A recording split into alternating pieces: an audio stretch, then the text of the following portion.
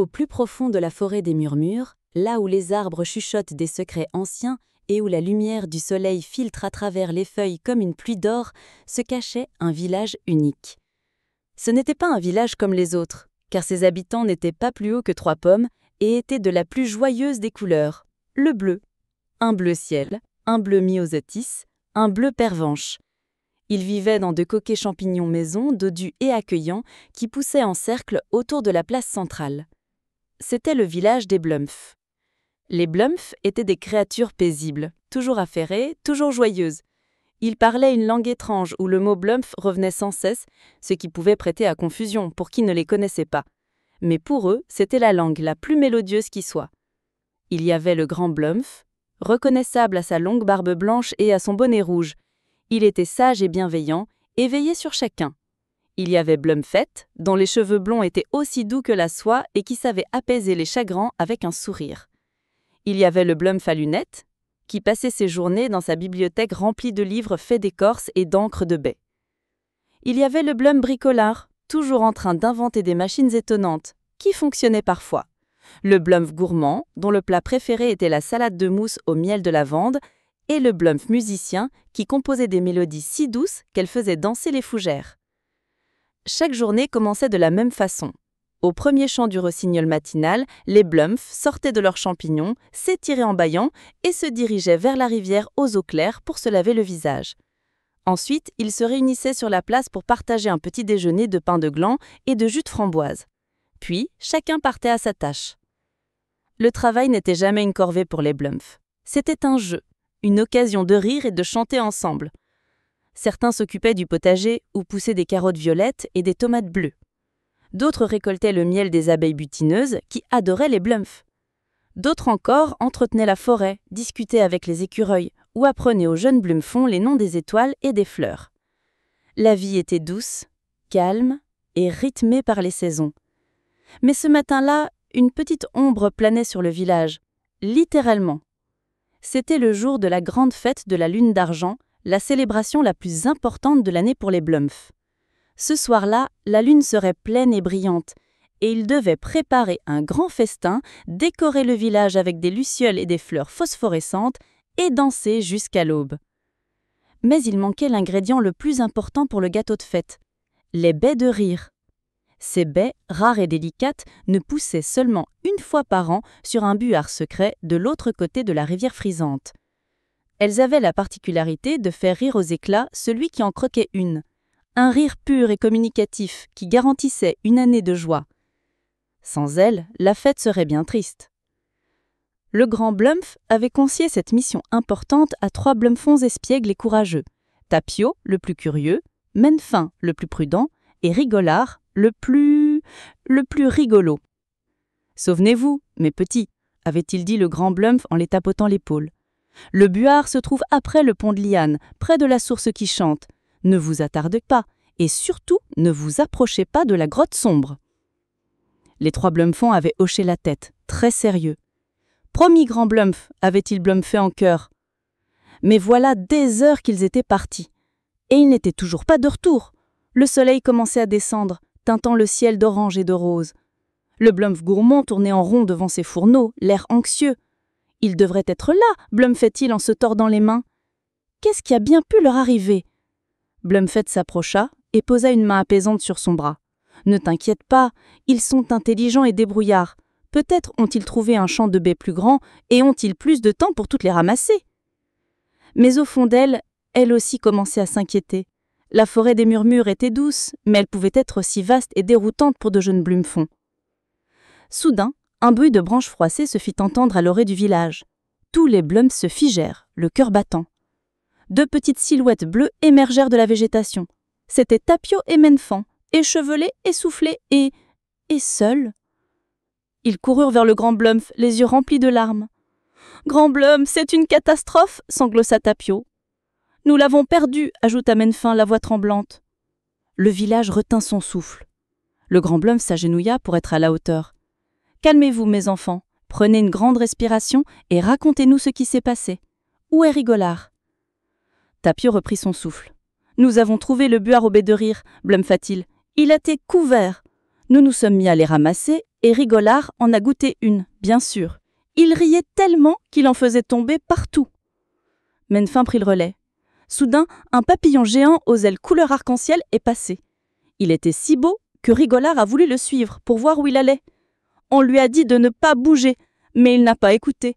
Il courait en riant, et le papillon volait de plus en plus loin, tout droit vers la grotte sombre, termina Tapio dans un murmure terrifié. Un frisson parcourut l'assemblée. La grotte sombre, l'endroit que le grand Blumph leur avait toujours interdit de fréquenter. Personne ne savait vraiment ce qui s'y trouvait, mais les histoires racontaient que c'était un endroit froid et silencieux, où la joie ne pouvait entrer. Nous avons attendu longtemps Blumph à Mennefin. Nous l'avons appelé encore et encore, mais il n'est pas ressorti. Nous avons eu trop peur d'y entrer, alors nous sommes revenus en courant. Le grand Blumph se releva, son visage sage marqué par la préoccupation. Mais il n'y avait pas de colère en lui, seulement de l'inquiétude. « Vous avez bien fait de revenir, dit-il. Entrer dans cette grotte sans savoir ce qu'elle cache aurait été imprudent. » Blumph s'approcha, déterminé. « Il faut former une expédition. Nous devons le retrouver. » Le Blumph à lunettes ajusta ses lunettes sur le nez. « Selon mes livres, la grotte sombre est un labyrinthe de tunnels. Sans une lumière et un guide, on s'y perd à jamais. » Le Blumph bricoleur frappa dans ses mains. « J'ai inventé des lanternes à lucioles super lumineuses et un fil à dérouler infini pour ne pas se perdre. Enfin, il est presque infini. Enfin, il est très long. » Le grand Blumph hocha la tête, un semblant de sourire retroussant sa moustache. « Très bien, nous partons immédiatement. Blumph, le Blumph bricoleur, le Blumph à lunettes et le Blumph costaud, vous venez avec moi. Les autres, préparez le village au cas où nous aurions besoin de rentrer vite. » L'inquiétude était palpable, mais elle était maintenant mêlée à une détermination sans faille. Personne n'abandonnait un Blumph. L'expédition se mit en route, suivant les indications des deux Blumphons. La forêt, si familière, sembla maintenant plus sombre et plus menaçante. Les murmures des arbres ressemblaient à des avertissements. Ils marchèrent un bon moment jusqu'à arriver devant une immense paroi rocheuse, au pied de laquelle s'ouvrait une entrée obscure et large. Un air froid en sortait, un air qui ne portait pas d'odeur de terre, de mousse ou de vie. Juste le néant. C'était la grotte sombre. Le Blumph bricoleur alluma ses lanternes à lucioles, qui projetèrent une douce lumière bleutée. Il attacha solidement le début de son fil à un arbre, et en déroula la bobine. « Prudemment maintenant, » chuchota le grand Blumph. « Restez groupés. » Ils pénétrèrent dans la grotte. Le contraste était si criant. Après la forêt vivante et bruissante, ici, le silence était absolu, lourd, étouffant. Les murs étaient smiths et nus. Aucune stalactite, aucun champignon phosphorescent, aucune trace de vie. « Brrr, il fait froid, Blumph en frissonnant. »« Et c'est trop silencieux, » ajouta le Blumph costaud, mal à l'aise. « On dirait que le son lui-même a peur d'entrer ici. » Ils marchèrent en appelant doucement « Rigolard, es-tu là? Rigolard !» Seul l'écho le répondait, déformant leur voix en chuchotement moqueur. Les tunnels se divisaient, se croisaient, formant un labyrinthe déconcertant. Sans le fil du Blumph bricoleur, ils se seraient perdus en moins de 2. Soudain, le Blumph à lunettes qui examinait le sol s'arrêta net. « Regardez !» Sur le sol poussiéreux, une petite empreinte de pied bleu se dessinait. « C'est lui !» s'exclama Blumph. « Il est passé par ici !» L'espoir gonfla leur cœur. Ils suivirent les empreintes qui les guidèrent vers un tunnel plus étroit. La lumière de leur lanterne sembla vaciller, comme si l'obscurité luttait pour l'éteindre. Et puis, ils entendirent quelque chose. Ce n'était pas un bruit, c'était l'absence de bruit qui changea. Au milieu du silence mort, un petit son émergea. Un son qu'ils connaissaient tous si bien, mais qui ici paraissait aussi fragile qu'une bulle de savon. C'était un sanglot. Ils se précipitèrent dans la direction du bruit et débouchèrent dans une petite caverne. Et là, recroquevillé dans un coin, tremblant comme une feuille, était Rigolard.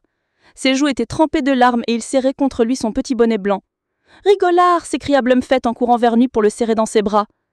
Le petit Blumphon leva des yeux remplis de terreur. « Chut !» soufflait-il. « Il ne faut pas faire de bruit. Elle va venir. » Le grand Blumph s'approchait à son tour. « Qui va venir, mon enfant? Qui t'a fait si peur ?» Rigolard claquait des dents. La chose, elle vit dans le noir. Elle déteste le bruit et la joie. Elle les mange. Quand je suis entrée, je riais encore à cause de la baie. Et puis une orbre est venue. Elle n'a pas de forme, elle est juste froide et triste. Elle a avalé mon rire. D'un coup, je n'avais plus envie de rire du tout. J'ai eu si peur que je me suis cachée ici. » Les Blumps à garder horrifiés. Une créature qui se nourrissait de la joie et du son. Cela expliquait le silence de mort qui régnait dans cette grotte. « Nous devons partir d'ici immédiatement, » dit le grand Blumf d'une voix ferme mais calme. « Prends sa main, Blumfette. Suivez le fil, vite et silencieusement. » Ils se mirent en marche, entourant Rigolard pour le protéger. Mais à peine avaient-ils fait quelques pas qu'un froid glacial les envahit soudain. Les lanternes à lucioles vacillèrent dangereusement, leur lumière bleutée pâlit. Une présence était là, dans le tunnel devant eux. Ce n'était pas une forme solide, mais une zone d'obscurité plus dense, plus profonde, qui absorbait la lumière et le son. On pouvait à peine la distinguer, mais on sentait son effet. Un poids sur la poitrine, un envie de pleurer, un immense découragement. C'était la chose. Elle glissait vers eux sans un bruit, avalant l'écho de leur respiration. Le Blumf costaud voulut crier, mais sa voix sembla s'éteindre dans sa gorge. Le Blumf bricoleur serra sa bobine de fil, impuissant. La peur, froide et paralysante, les gagnait. Ils sentaient leur propre joie, leur énergie vitale être aspirée lentement par cette entité affamée. Ils étaient piégés. Le désespoir commençait à les envahir. Leurs jambes semblaient de plomb. Rigolard se blottit contre le grand Blumf, en larmes. « Je veux rentrer à la maison !» sanglotait-il tout bas. Blumfette regardait la chose avancer, impitoyable. Elle sentait sa propre gaieté s'émousser, remplacée par une tristesse qu'elle ne connaissait pas. Et puis, ses doigts rencontrèrent quelque chose dans la poche de cette tunique. Les baies de rire que Tapio et Mennefin avaient ramassées. Rigolard les avait laissées tomber dans sa panique, et elle les avait ramassées sans y penser. Une idée folle germa dans son esprit. Si cette créature se nourrissait de la joie, que se passerait-il si on lui en donnait trop d'un coup, trop à digérer? Elle chuchota aussi bas que possible aux grands Blumf et aux autres, leur expliquant son plan risqué. Ils acquiescèrent, les yeux écarquillés par la peur, mais déterminés à tenter quelque chose. D'un mouvement synchronisé, ils formèrent un cercle, se tenant tous par la main. Blumfette, au centre, sortit les baies de rire et entendit une à chacun. D'un signe de tête, ils se mirent à corps. 1, 2, 3. D'un seul mouvement, ils mordirent dans les baies. L'effet fut immédiat et explosif. La magie des baies, contenue et amplifiée par leur volonté commune de combattre la tristesse, les envahit. Un fou rire, pur, cristallin, irrépressible, monta en eux. Ce n'était pas un rire de moquerie, mais un rire de vie, de joie pure, d'amitié et d'espoir.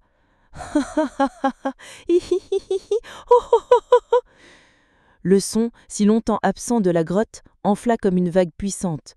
Il rebondit sur les murs, se répercuta, s'amplifia. Les lanternes à lucioles, comme stimulées par cette énergie, se mirent à briller 10 fois plus fort, projetant des taches de lumière bleue et dorée qui dansaient sur les parois. La chose s'arrêta net. L'onde de joie et de son la heurta de plein fouet. Elle sembla vaciller, se contracter, comme si elle étouffait. Elle qui se nourrissait de petits murmures et de rires étouffés était soudain submergée par un torrent de gaieté trop intense, trop brillante, trop vivante. C'était un festin qui l'empoisonnait. Avec un frémissement silencieux, elle recula, se dissolvant dans l'obscurité des tunnels, repoussée par cette force qu'elle ne pouvait contenir. Le froid glacial disparut, remplacé par une chaleur bienfaisante. Le poids sur la poitrine s'évapora. Les Blumf, riant toujours aux éclats, les tarmes aux yeux de gaieté cette fois, se regardèrent incrédules. Ils avaient gagné. « Vite !» Blumfa le grand Blumf entre deux hoquets de rire. « Partons avant qu'elle ne se remette. » Ils se ruèrent hors de la grotte en suivant le fil, traînant Rigolard qui, lui aussi, riait maintenant, libéré de son emprise. Ils émergèrent dans la forêt au crépuscule, accueillis par l'air doux et les murmures bienveillants des arbres. Jamais le son des oiseaux et le bruissement des feuilles ne leur avaient paru aussi beaux. La course de retour au village fut une joyeuse cacophonie. Les autres Blumf, qui les attendaient anxieusement, poussèrent un immense soupir de soulagement en les voyant débouler, en riant et en se bousculant. L'histoire fut racontée et récitée autour d'un grand feu, tandis que le Blumf gourmand, enfin rassuré, terminait en vitesse le gâteau de fête, désormais garni des précieuses baies de rire. Rigolard, entouré de ses amis, était redevenu lui-même, même si son aventure lui avait valu une grande popularité et le droit de raconter son histoire autant de fois qu'il le voudrait. Quand la lune d'argent se leva, pleine et brillante, inondant le village de sa lumière douce, la fête battait son plein. Les lucioles dansaient en formant des guirlandes vivantes. La musique du Bloempf musicien résonnait, entraînante et légère. Et les Bloempf dansaient, riaient et chantaient. Le gâteau fut partagé, et chaque bouchée provoquait des fous rires si contagieux que même les animaux de la forêt, attirés par l'ambiance, semblaient sourire. Le grand Bloempf, assis sur un banc de mousse, regardait la scène, le cœur rempli de bonheur. Bloemfette vint s'asseoir à côté de lui. « Tu sais, Bloemfat-elle doucement, je crois que nous avons appris quelque chose d'important aujourd'hui. » Le grand Bloempf sourit. « Que la plus grande tristesse ne peut résister à la puissance d'un rire partagé. » « Exactement, dit-elle. La joie, quand elle est ensemble, est notre arme la plus forte et notre maison la plus solide. » Ce soir-là, les rires des Bloempf montèrent si haut dans le ciel étoilé qu'ils firent scintiller les étoiles un peu plus fort. Et si vous tendez l'oreille, par une nuit calme et douce, peut-être entendrez-vous, porté par le vent, un petit éclat de rire bleu qui vous fera sourire à votre tour. Car, dans la forêt des murmures, la fête de la lune d'argent, désormais aussi appelée la fête des éclats de rire, continua jusqu'à ce que le soleil, à son tour, vienne joyeusement saluer la nouvelle journée